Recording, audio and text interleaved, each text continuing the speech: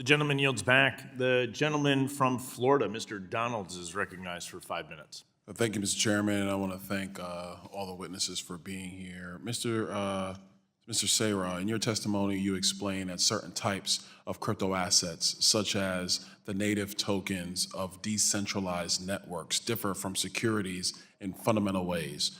Can you explain what a native token of a decentralized network is, and describe why it's fundamentally different than a security? Yes, thank you for the question. The taxonomy of digital assets is still being worked out, but I think the easiest way to understand this is to first understand what I mean by decentralized networks. As people, we all like to organize in groups, and most of those groups are hierarchical and centralized. Decentralized networks are just another way to organize as a group, but instead of being centralized and hierarchical, they're spread out. And tokens are basically a tool that enables participants in these networks to have economic incentives, and therefore it either incentivizes or can penalize certain types of activities. And the key concept here is that these tokens in decentralized networks are not deriving their value from any specific centralized issuer.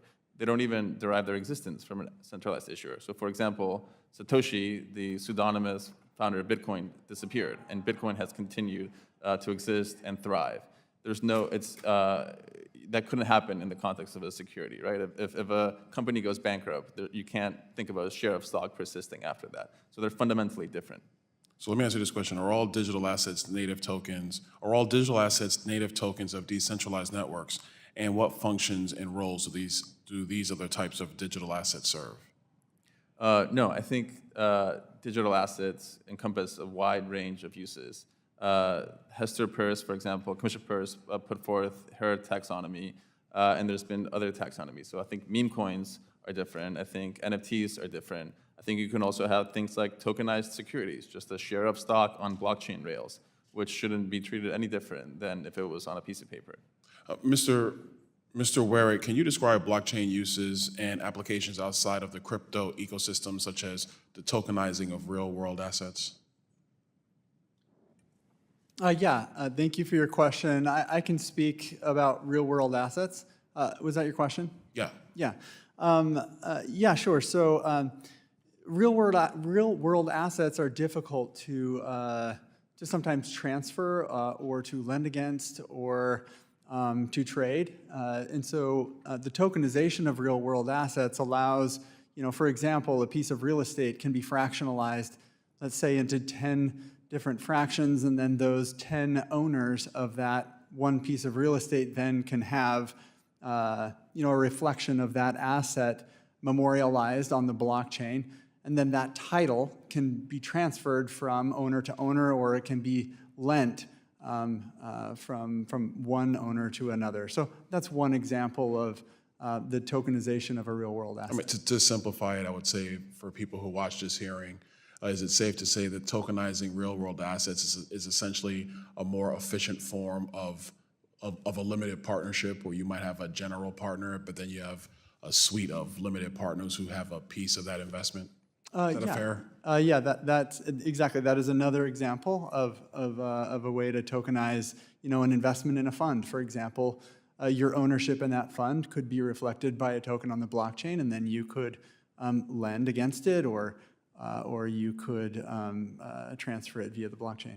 Ms. Smith, how would the current accredited investor rule impede retail investing in tokenized securities?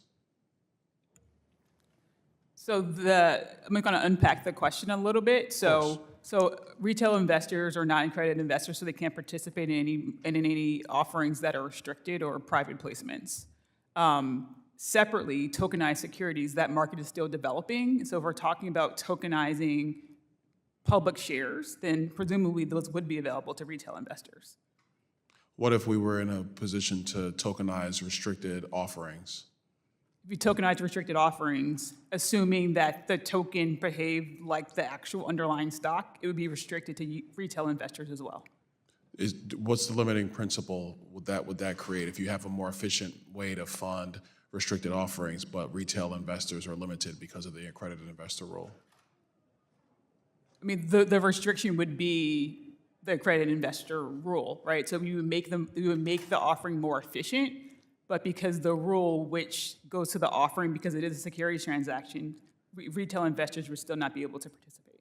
All right, Chairman, I know I'm over time, and this is one of the reasons why I think the time has now since come to get rid of the accredited investor rule or make some modifications to expand the ability for investors at the retail level to be engaged in all forms of finance. With that, I yield back. Gentleman yields back.